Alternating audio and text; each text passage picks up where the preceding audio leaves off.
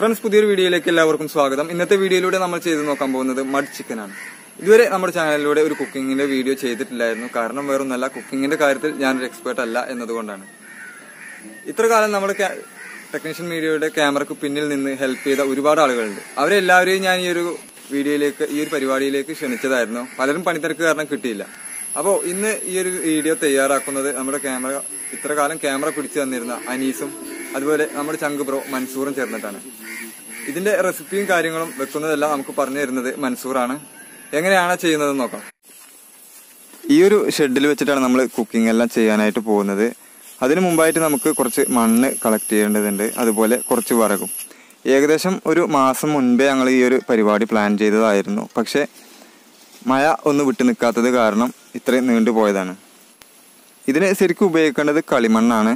കളിമണ്ണ് കിട്ടാത്തത് കൊണ്ട് സാധാ മണ്ണാണ് ഇവിടെ ഉപയോഗിക്കുന്നത്. ഇത് തയ്യാറാക്കുന്നതിന് വേണ്ടി നമുക്ക് പ്രത്യേകിച്ച് പാത്രങ്ങളൊന്നും ആവശ്യമില്ല. അപ്പോൾ ഞങ്ങൾ പാത്രങ്ങളൊന്നും കരുതിയിട്ടില്ല. അപ്പോൾ വെള്ളം എടുക്കുന്നതിന് വേണ്ടി ഒരു കവുങ്ങിൻ്റെ പാള ചെത്തി കൂർപ്പിച്ച് ഒരു പാത്രത്തിൻ്റെ രൂപത്തിലാക്കി അങ്ങനെയാണ് വെള്ളം എടുക്കുന്നത്. സാധാരണ നാട്ടിൻപുറത്തൊക്കെ ചെയ്തു വരുന്ന ഒരു രീതിയാണ്. പഴയ കാലത്തൊക്കെ ആളുകൾ ഈ രീതിയിലായിരുന്നു വെള്ളം സൂക്ഷിച്ചിരുന്നത്. ഇനി നമ്മൾ ഉപയോഗിക്കാനുള്ള ഇൻഗ്രീഡിയൻസ്, അതായത് ഇഞ്ചി, വെളുത്തുള്ളി, പച്ചമുളക് എല്ലാം ഒന്ന് കഴുകി വൃത്തിയാക്കി എടുക്കുകയാണ്. ഇഞ്ചിയുടെ തൊലി നന്നായിട്ട് കളഞ്ഞ് അത് ഒരു കല്ലിലിട്ട് കുത്തിച്ചതച്ച് ഒരു പേസ്റ്റ് രൂപത്തിലാക്കുകയാണ്. അതേപോലെ തന്നെ വെളുത്തുള്ളി നമുക്ക് അതേപോലെ തന്നെ പേസ്റ്റ് രൂപത്തിൽ ആക്കിയെടുക്കേണ്ടതുണ്ട്.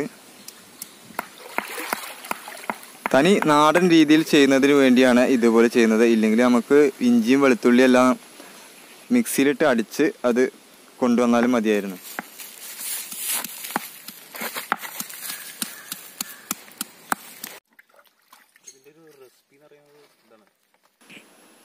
അങ്ങനെ ഇഞ്ചി വെളുത്തുള്ളി എല്ലാം നമ്മൾ നന്നായിട്ട് കുത്തിച്ചതച്ച് പേസ്റ്റ് രൂപത്തിലാക്കിയിട്ടുണ്ട്. ഇനി നമുക്ക് പച്ചമുളകാണ് ഇതേപോലെ ചെയ്യാനുള്ളത്. പച്ചമുളക് കുത്തിച്ചതക്കുമ്പോൾ നന്നായിട്ട് ശ്രദ്ധിക്കുക, കണ്ണിലൊക്കെ തെറിച്ച് കഴിഞ്ഞാൽ പണിയാവും. നമ്മൾ കുറച്ച് പുതിനയിലയും അതുപോലെ മല്ലിച്ചപ്പും എടുത്തിട്ടുണ്ട്. ഇത് നമ്മൾ കുക്കിംഗ് എല്ലാം കഴിഞ്ഞ് ഒന്ന് ഡെക്കറേറ്റ് ചെയ്യുന്നതിന് വേണ്ടിയിട്ടാണ് എടുത്തിട്ടുള്ളത്. ഇനി നമ്മൾ ഈ ഒരു ചിക്കൻ നമ്മൾ നന്നായിട്ട് കഴുകി എടുക്കുകയാണ്. ചിക്കൻ നന്നായിട്ട് വൃത്തിയായിട്ട് അതിനുള്ള ചോരയെല്ലാം ഒഴിവാക്കി നല്ല ക്ലിയർ ആയിട്ട് തന്നെ കഴുകിയെടുക്കുക. മസാല തേച്ച് പിടിപ്പിക്കുമ്പോൾ നന്നായിട്ട് ഇതിൻ്റെ ഇറച്ചിയിലെല്ലാം കയറിയിരിക്കുന്നതിന് വേണ്ടി ഒരു കത്തി ഉപയോഗിച്ചുകൊണ്ട് ഇതിൻ്റെ ഇറച്ചിയിലെല്ലാം ഒന്ന് വരഞ്ഞു കൊടുക്കുകയാണ്. എല്ലാ ഭാഗത്തും നല്ല ക്ലിയർ ആയിട്ട് അടുത്തടുത്തായിട്ട് തന്നെ വരഞ്ഞു കൊടുക്കാനായിട്ട് ശ്രദ്ധിക്കുക. എങ്കിൽ മാത്രമാണ് കുക്കിംഗ് കഴിഞ്ഞ് നമുക്ക് കഴിക്കുന്ന സമയത്ത് മസാല എല്ലായിടത്തും എത്തുള്ളൂ.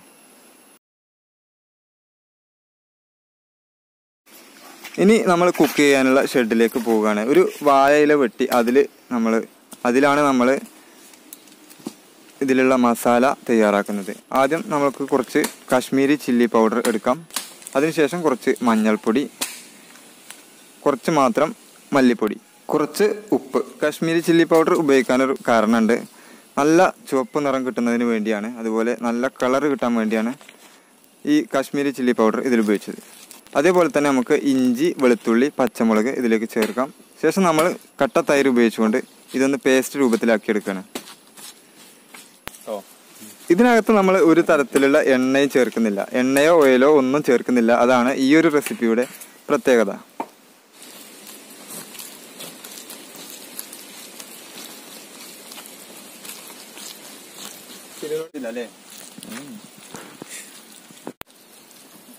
അങ്ങനെ ഇതിൽ തേച്ച് പിടിപ്പിക്കാനുള്ള മസാല എല്ലാം നന്നായിട്ട് റെഡി ആയിട്ടുണ്ട്. ഇനി ഇത് നമ്മൾ ചിക്കനിൽ നന്നായിട്ട് തേച്ച് പിടിപ്പിക്കുകയാണ്. നേരത്തെ കട്ട് ചെയ്ത് ഗ്യാപ്പാക്കി വെച്ച ഭാഗത്തെല്ലാം നന്നായിട്ട് തന്നെ തേച്ച് പിടിപ്പിക്കാൻ ശ്രദ്ധിക്കുക.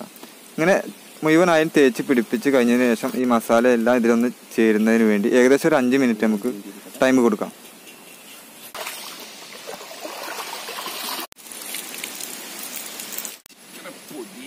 അങ്ങനെ മസാല എല്ലാം ഇതിൽ പിടിച്ച് കഴിഞ്ഞതിന് ശേഷം നമ്മൾ ഒരു വാഴയില എടുത്ത് അതിൽ പൊതിഞ്ഞു കൊടുക്കുകയാണ്.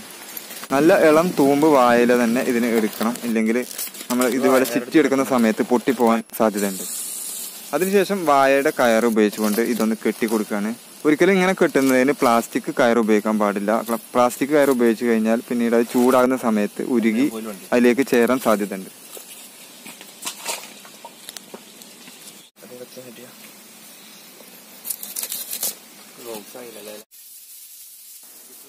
ഇനി നമ്മളിത് അലൂമിനിയം ഫോയിൽ പേപ്പറിൽ ചുറ്റിയെടുക്കുകയാണ്. എല്ലാ ഭാഗത്തും നല്ല ക്ലിയർ ആയിട്ട് തന്നെ ചുറ്റിയെടുക്കാനായിട്ട് ശ്രദ്ധിക്കുക. ഒരു 3-4 റൗണ്ട് ഓരോ ഭാഗത്തും ചുറ്റിയെടുക്കുക.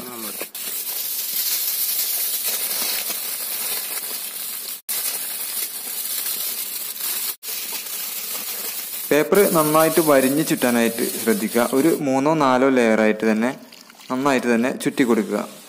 ശേഷം നമ്മൾ മണ്ണ് കുഴച്ച് അത് ഇതിൻ്റെ പുറത്ത് തേച്ച് പിടിപ്പിക്കുകയാണ്. ഒരിക്കലും ഇതിനകത്തുള്ള ആവിയോ അതുപോലെ മസാലയൊന്നും പുറത്തേക്ക് ഒലിച്ച് പോരാതിരിക്കാൻ വേണ്ടി നല്ല ക്ലിയർ ആയിട്ട് തന്നെ ഒട്ടും ലീക്ക് വരാത്ത രീതിയിൽ തേച്ച് നന്നായിട്ട് ഉറപ്പിക്കുക.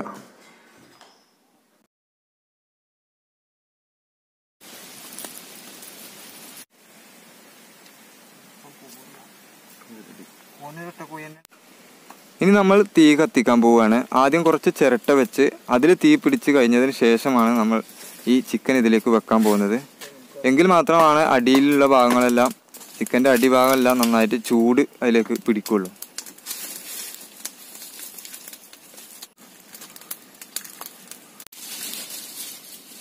ഇനി നമ്മൾ ഈ ചിക്കൻ ഇതിലേക്ക് വെക്കുകയാണ്. അങ്ങനെ ചിക്കൻ വെച്ച് കഴിഞ്ഞതിന് ശേഷം അതിൻ്റെ പുറത്തൊക്കെ നന്നായിട്ട് വിറക് വെച്ച് കൊടുത്ത് കത്തിക്കുക. ഏകദേശം ഒരു 2 മണിക്കൂറോളം ഞങ്ങളിത് കത്തിക്കുന്നുണ്ട്.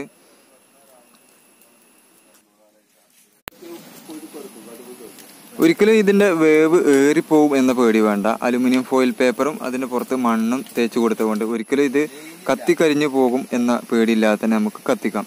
എന്നാലും ഏകദേശം ഒരു 2 മണിക്കൂറോളം നമുക്ക് എന്തായാലും കത്തിക്കേണ്ടതുണ്ട്. എന്നാൽ മാത്രമേ ഇത് നന്നായിട്ട് വെന്ത് കിട്ടുകയുള്ളൂ. അങ്ങനെ ഏകദേശം 2 മണിക്കൂറായിട്ടുണ്ട്. ഇനി നമ്മളിത് വിറകെല്ലാം മാറ്റി തീയെല്ലാം കെടുത്തി നമ്മൾ ഈ മഡ് ഇതിൽ നിന്ന് എടുക്കുകയാണ്. നല്ല ചൂടായിരിക്കും. അപ്പോൾ ഇതിൻ്റെ പുറത്ത് അകത്ത് വെച്ച് തന്നെ നമ്മൾ മണ്ണെല്ലാം കുത്തി മാറ്റി അലുമിനിയം ഫോയിൽ പേപ്പറിനെ മാത്രം പുറത്തേക്ക് എടുക്കുകയാണ്.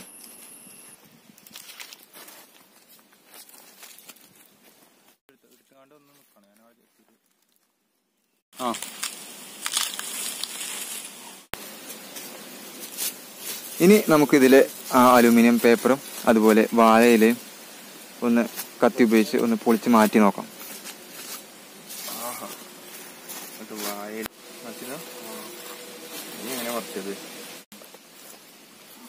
കശ്മീരി ചില്ലി പൗഡർ ഉപയോഗിച്ചുകൊണ്ടാണ് ഇത്രയും കളർ നമുക്ക് ഇതിൽ കിട്ടുന്നത്.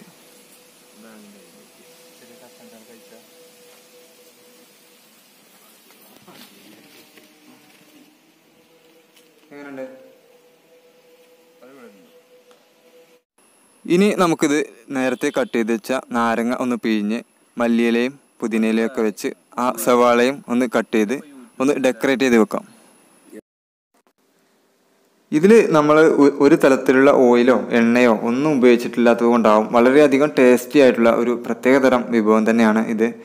അപ്പോൾ കഴിയുന്ന ആളുകളെല്ലാവരും ഉണ്ടാക്കി നോക്കിയിട്ട് എങ്ങനെയുണ്ട് എന്ന് അഭിപ്രായം അറിയിക്കുക.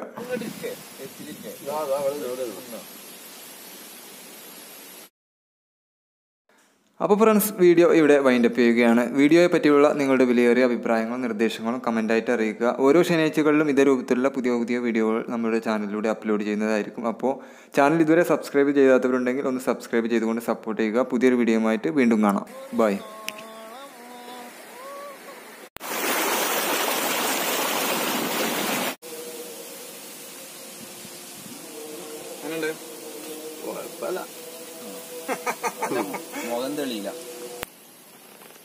മനസ്സിലും എങ്ങനെ ഉണ്ടാ? കുഴപ്പമില്ല, ഉഷാറാണ്, അടിപൊളിയാണ്. അജ്ജ് വെച്ച തന്നെയല്ലേ? അങ്ങനെ തന്നെ രുചി പറയാ. അല്ല, ഞാൻ വെച്ചോണ്ടല്ല, ഇവിടെ എത്ര ആള് കഴിച്ചു.